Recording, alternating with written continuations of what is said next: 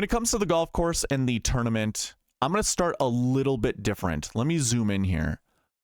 I'm going to talk about the tournament first, and then we're going to go into the tournament fact sheets and everything to go on with the golf course.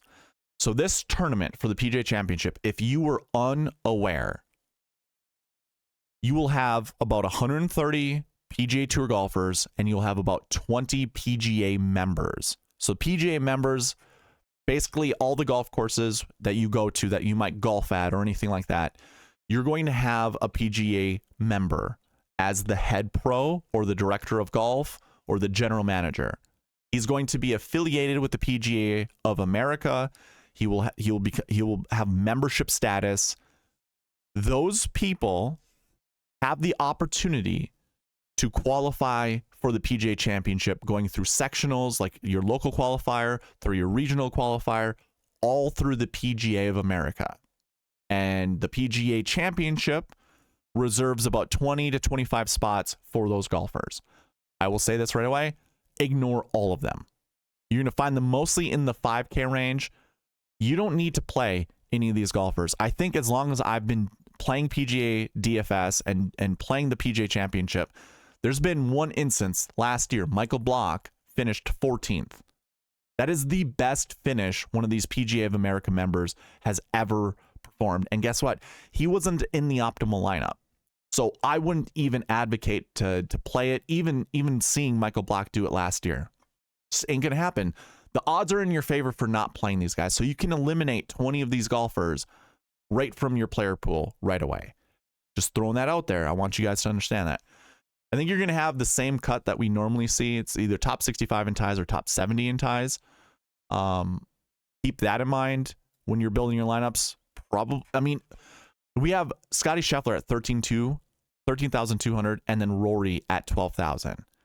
Trying to play one of those guys might require you to play someone in the 5K range. I would not play one of those PGA of America members. And if you're not sure who those golfers are, I will say this. It's going to be easy to recognize because you're not going to know the name. Like this Ryan Van Velzen, you're not going to know who that golfer is. Don't play him. On the cheat sheet, I think you can find out who these golfers are by the 6, like these dark red colors. These are golfers who don't have strokes gained stats. So for sure, most of the PGA of America golfers are going to be found here. I think Michael Block is going to have, he's not going to have a dark red color next to his name. He's not going to be under the 6 category. So either way, you're going to know the name because I just mentioned it. And some of these other guys that are PGA of America members, you're going to see, they also have different colors next to their name. If you don't know who they are, don't play them. That's my only advice. If you don't know them, don't play them. But yeah, what I was getting at with the whole cut thing, find golfers that are safe to play, essentially. Golfers that might have won on tour or staples somewhere down here in the 5K range, like Brendan Todd, 5,700. I don't know how great the course fits him, but he's a safer play than Ryan Van Velsen.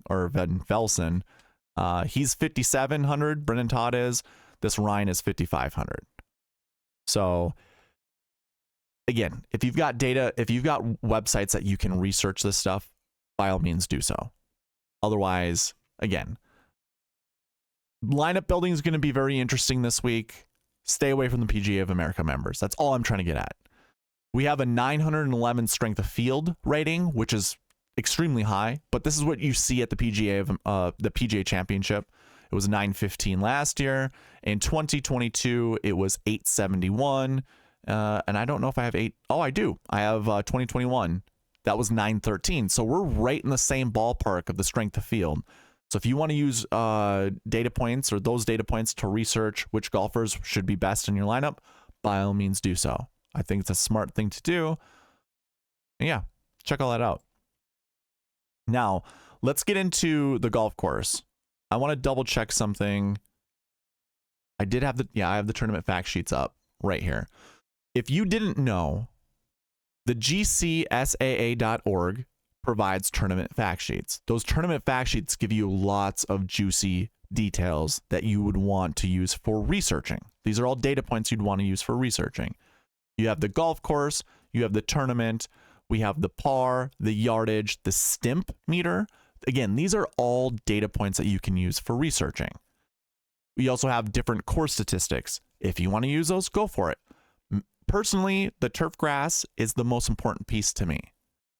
So we have greens are T1 bent grass. To me, it's just bent grass. So just use that. And also on the cheat sheet, if I go back to the website, click here, go into this cheat sheet, you're going to see, I have to update this, my apologies, but this is going to be bent grass. These are bent grass stats. And don't worry, I did load bent grass in here. I just forgot to update the headers.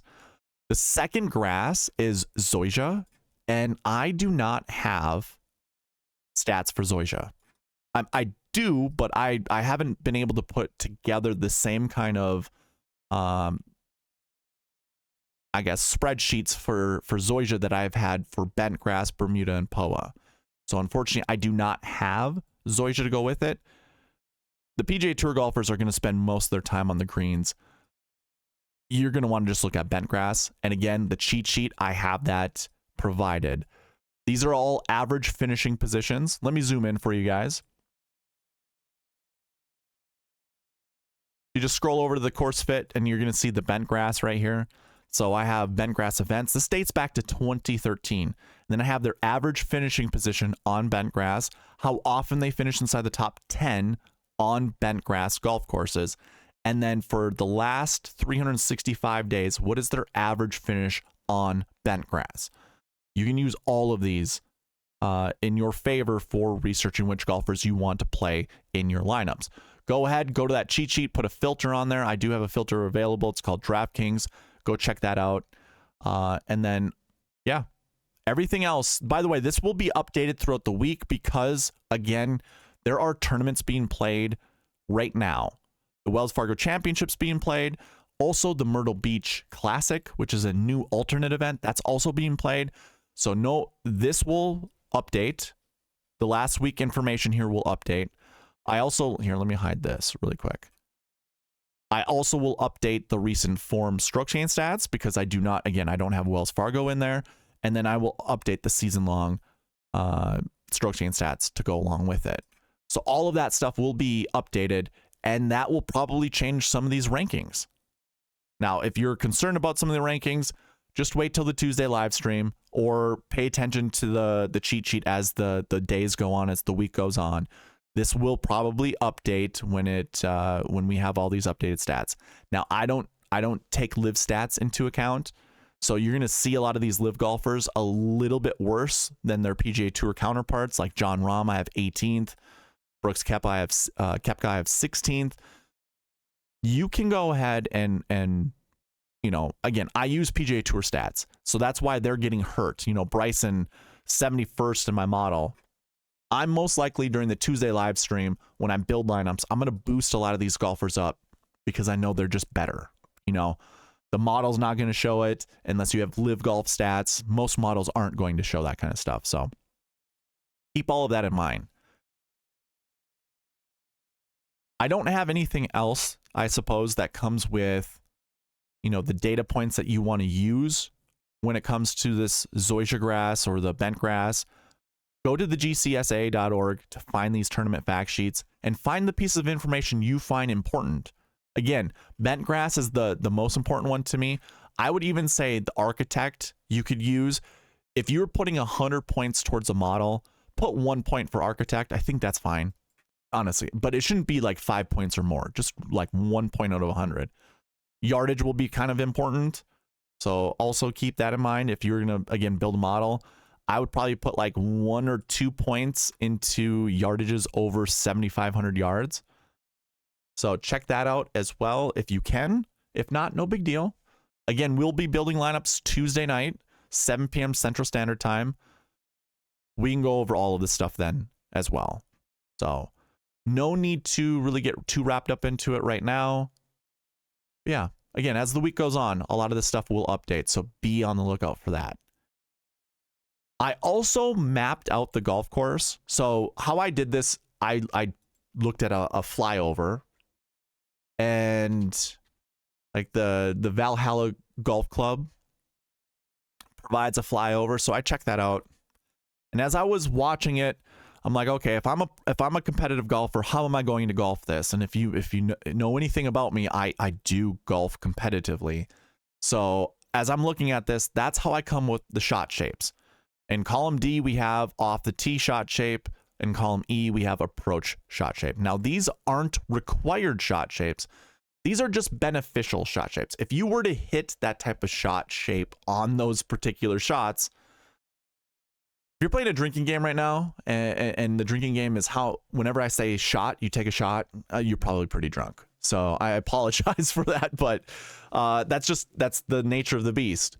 Off the tee shot shape, approach shot shape. I have a little matrix here that kind of shows you a summary of what shot is beneficial. Again, just to repeat myself, these are not required shot shapes.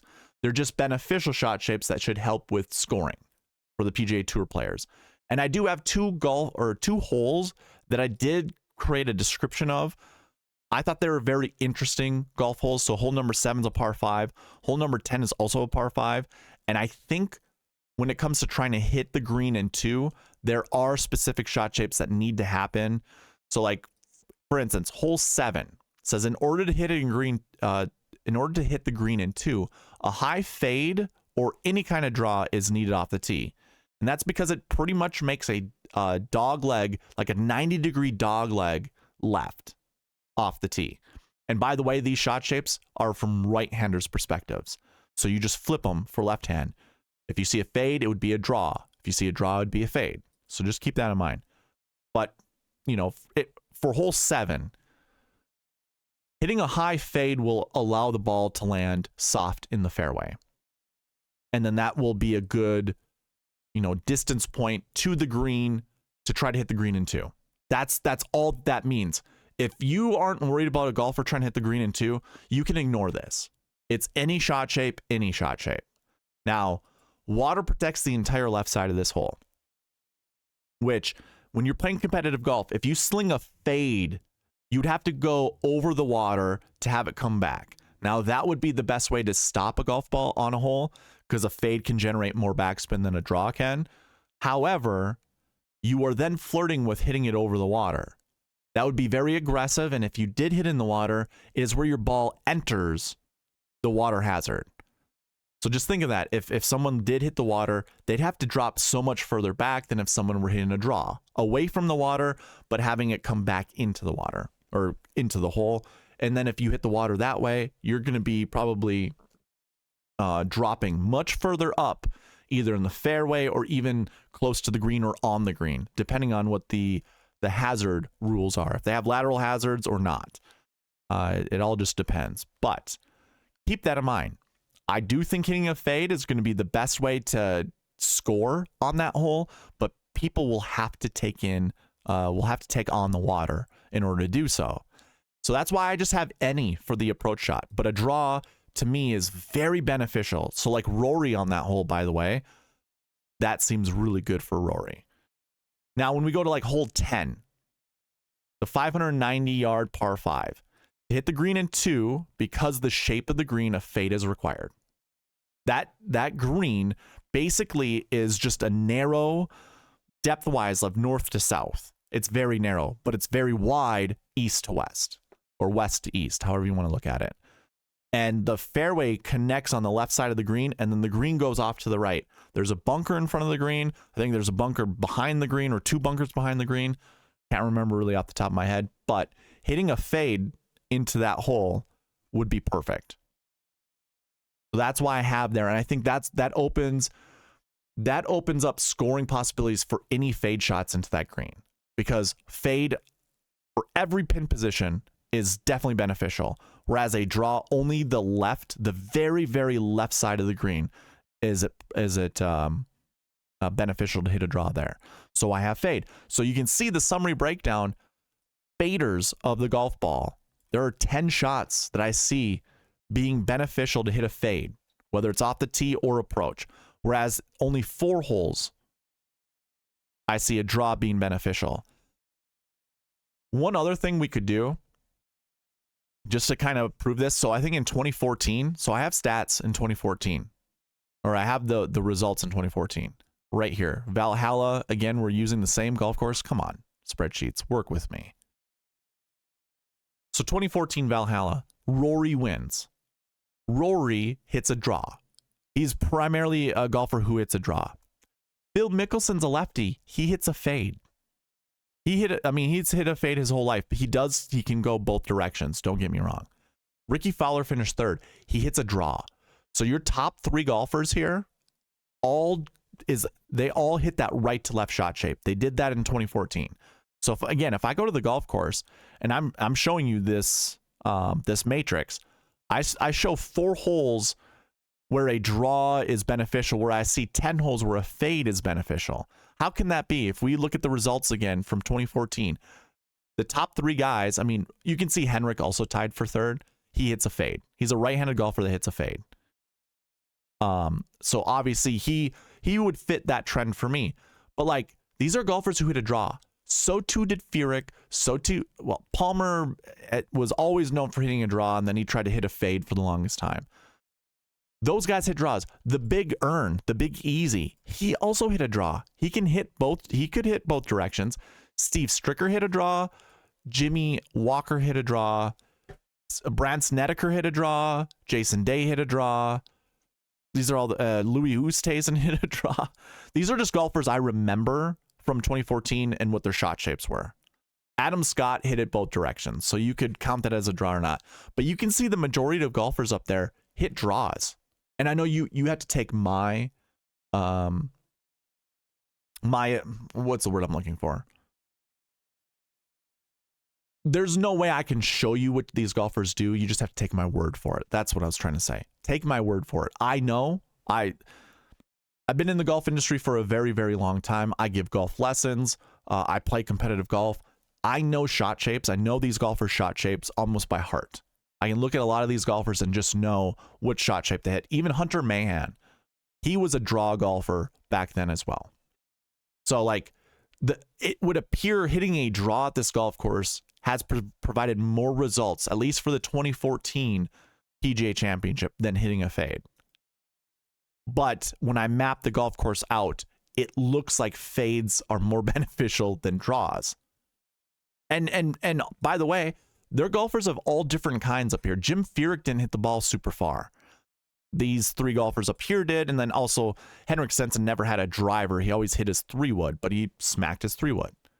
Most of these golfers hit it pretty far. Steve Stricker's not one of those guys. I can't remember if Hunter Mahan back in the day, if he had distance. I know he could smack. He was a good ball striker. I just don't remember if he hit it super far. Palmer could hit it far. Ricky could hit it pretty far, but obviously Rory was the cream of the crop when it came to distance. But I do think distance is going to matter, as it always does. Either way, I just wanted to provide that, be transparent with you guys. Again, I mapped it out. When I mapped it out, I just saw, hitting a fade seemed way more beneficial than a draw, but the results of 2014 would indicate the opposite. So just throwing that out there. And if you were like curious, like, okay, well, what does, how does that benefit me? Like, how do I find where these shot shapes are for these golfers? On the cheat sheet, I do have shot shape. So in column P on that cheat sheet, you can find shot shapes for most of the golfers. Some of these guys, I'm not positive. Like, I think Matthew Pavon hits a fade. I think Moronk hits a fade. I'm pretty sure Aaron Rye hits a fade. So I'm just going to go ahead and update that. But there are some golfers I don't know. And I'm going to be transparent with you. I don't know some, like Nikolai Højgaard. I'm not sure. But the rest of them, I'm, 99% sure that that's the shot shapes that they hit. Yeah. This is available to you on that cheat sheet. And you can find that cheat sheet on the website, SweetSpotDFS.com, under Fantasy Tools. Just click on cheat sheet. You'll find it there. That covers the tournament and golf course information. I don't have anything else to go along with that.